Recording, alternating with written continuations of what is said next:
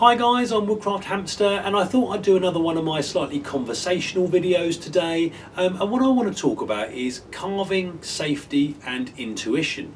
Now, three words you wouldn't necessarily put together, but I do think they have quite a big impact on carving, and especially carving safety. Now, what do I mean by that? I mean, essentially you can call it common sense, you can call it a sixth sense, but really for me, and it doesn't matter if you're a brand new carver or you are a really experienced carver, I think everybody from now and again will get this kind of feeling that what you're doing, whether that's cutting towards yourself or trying to sort of scoop something out of a small indentation or whatever it might be, you kind of just get this kind of feeling in the back of your brain that this isn't quite right. And fundamentally, the whole drive of this video is that if it doesn't feel right, it's probably not. Now, I have cut myself many times over the course of my carving, and I think anyone that's carving fairly regularly, it's almost inevitable that you're going to cut yourself at some point.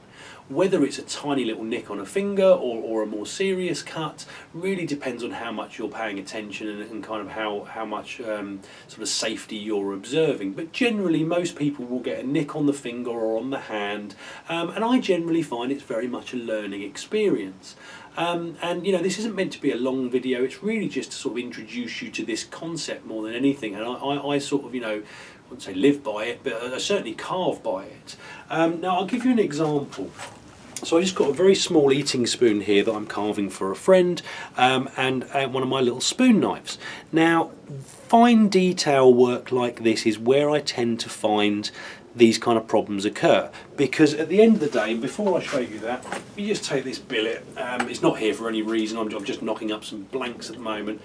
So if I'm holding a piece of wood like this and I'm cutting away from myself, or I'm using a chest lever grip, it's no issue. There's very little that's going to make me feel concerned about what I'm doing.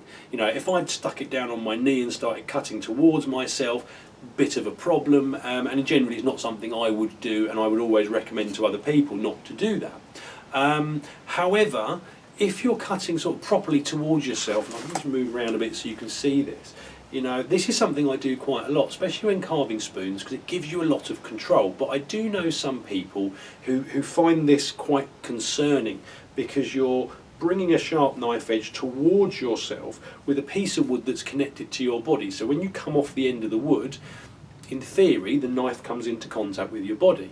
Now for me, it's not a huge issue, because as I've said in other videos, you lock your elbow into your body, you bring where your wrist joins your hand very close to your body, and then you've got a great deal of fine control coming down like so. And you can get the blade to touch your chest, it's possible to do, but because you're using it for fine work, even if I get snagged up like so, I'm deliberately angling the knife so that I get a snag, and I need to put some power in like that, I'm able very easily to prevent the knife from coming into contact with my body just by my elbow and my wrist, like so. However, and this is kind of the crux of this video if you like, if I'm using something like a spoon knife to hollow out this bowl, and I won't make any cuts because I'm sort of down to sanding now, but in order to get an angle to make this work, I need to kind of position my hand and my fingers in a certain way. Now I can do it like, say, this, where I'm resting it on the pad of my thumb, and I can cut like this. Now instinctively most people try and put their thumb on the side of the bowl. The problem with that is you're drawing a very sharp knife blade towards that thumb, so you kind of have to put it underneath, and by doing that, if it flies out the top, it's not going to touch your skin. However, if you're doing this for any length of time, what can happen is that over time your thumb sort of drifts, and usually when that happens, that's when the back part of my brain starts saying to me, hold on a second, there's a little bit something wrong here. And I kind of sort of look down and realise that if I followed through with this blade, I'm going to hit my thumb. I mean, I've cut my thumb several times by doing that because I've ignored my own brain telling me that there is something wrong. And really, I say that was just it for this video. You know, the thing about using spoons like this, or making spoons like this, is that you kind of can't just, come back a bit closer, is you can't just hollow the bowl out from that one angle. You kind of sometimes need to turn it round, which means that your grip has to change, and in order to hold it, you can either have a finger in the bowl here, for example, where are we there? So you have to start just before your finger and come up, and that's a safe cut. Or if I'm trying to come down this side, you kind of have to hold it with the fleshy part of your thumb. And if I tried to do that, I mean, I've cut myself on this part of my thumb in the past, and it really is very unpleasant. It really is very difficult to do anything once you've made that cut, because you know, it moves constantly. It doesn't heal very well. So what I tend to do nowadays, and I know some people, you know, have their own preferences on this, but what I'll normally do is I will use a spoon knife or a Twicker cam or something like that, and I will lay the bowl in while it's still a billet. And then once that's done, I may even smooth it off with a spoon knife and even sand it at that stage, although you don't necessarily need to sand it. And then I will work the spoon around the bowl rather than create the spoon and then make the bowl. You know, there's ways and means of doing it, and everyone has their preference, but you know, that's kind of how I do it. But as I say, really this video is just about kind of not even thinking about safety, because in theory you're all doing that anyway. It's more about you know, if you're carving, whenever you're doing anything with a tool, especially a sharp tool, I've over the years kind of, I don't think I've developed this, I think I've just kind of honed it, if you'll excuse the pun.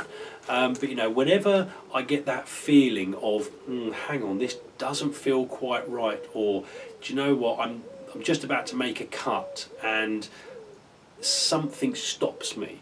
And that really is the crux of it. You know, sometimes I've listened to it, and most of the time now, generally I do. But in the past I haven't. I've kind of gone, oh, just crack on, and all of a sudden I've got a sharp blade stuck in my hand, and you know, for a little while wondering how that's happened. And really it comes down to the fact that I've ignored, you know, my intuition, whatever you want to call it, warning me that I'm doing something that is possibly not right. So really that was it, guys. I've gone on a little bit longer than I intended, but as I say, it's just something to think about.